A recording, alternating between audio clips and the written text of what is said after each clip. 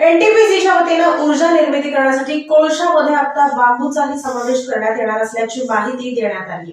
NTPC अर्थात राष्ट्रीय औष्णिक ऊर्जा महामंडळाच्या सोलापूर येथील ऊर्जा निर्मिती प्रकल्पांसाठी कोळशामध्ये मिसळण्यासाठी बांबू बायोमास खरेदी करण्यात येणार आहे। या दृष्टीने शाश्वत पुरवठा सुनिश्चित करण्यासाठी शेतकरी उत्पादक कंपन्यांसोबत 50 वर्षांसाठी प्रारंभिक करार केले जातील।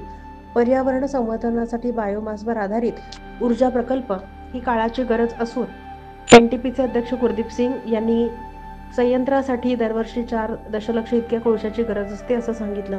सुरुवातीच्या टप्प्यात 10% बायोमास मिसळण्यास दरवर्षी अंदाजे 400,000 टन बायोमास लागेल। बांबूंची उपलब्धता जशी जशी वाढेल तसतसं हे प्रमाण 30% वाढवता येईल असं ते म्हणाले। बांबू बायोमासची खरेदी लगेच करण्यासाठी आणि शेतकरी उत्पादक कंपन्यांसोबत दीर्घ कालावधीचे करार करण्यासाठी एनटीपीसी तयार असल्याची ग्वाही दिली।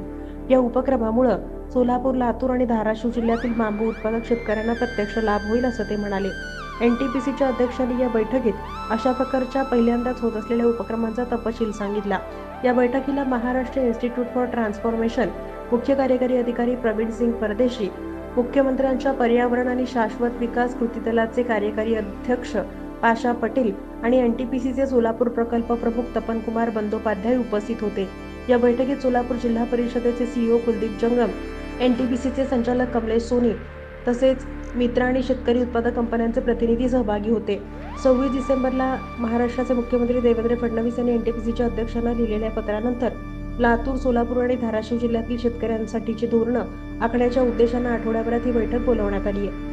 कालव्यांच्या रस्त्याच्या कडेला आणि शेतांजवळ मोठ्या प्रमाणात बांबूंची लागवड केली जाते आणि सोलापूर एनटीपीसी प्रकल्प पूर्णपणे बांबू बायोमास वापरू शकतो। ही बाब शेतकऱ्यांना आणि शाश्वत लागवड पद्धतीसाठी उपयुक्त ठरेल असं पाशा पटेल म्हणाले। शेतकऱ्यांनी मनरेगाद्वारे देण्यात येणारे प्रति हेक्टर 7.04 लाख रुपये अनुदानाचा लाभ घ्यावा असं आवाहन पटेल यांनी केलंय। या व्यतिरिक्त 10 हेक्टरपर्यंत बांबू लागवडीसाठी आशियाई विकास देत असलेल्या बँका अनुदान योजनेचा त्यांनी उल्लेख केलाय। बांबू लागवडीसाठी ही संस्था आवश्यक ते सहकार्य करेल आणि शेतकरी उत्पादक कंपन्यांना या कामात पुढाकार घेण्यासाठी प्रोत्साहित करेल असं आश्वासन प्रवीण सिंह परदेशी यांनी दिलं। बांबूच्या बायोमास गोळ्यांवर प्रक्रिया करण्यासाठी उपलब्ध यंत्रसामुग्री करून देण्याच्या योजनांचाही उल्लेख यावेळी करण्यात आला।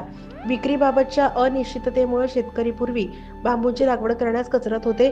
एनटीपीसीनं 50 वर्ष बांबू खरेदी कराराचं आश्वासन दिल्यानं बांबू विक्रीचा प्रश्न आता सुटलेला आहे असं शेतकरी उत्पादक कंपन्यांच्या प्रतिनिधींनी या उपक्रमाचं स्वागत करताना सांगितलं।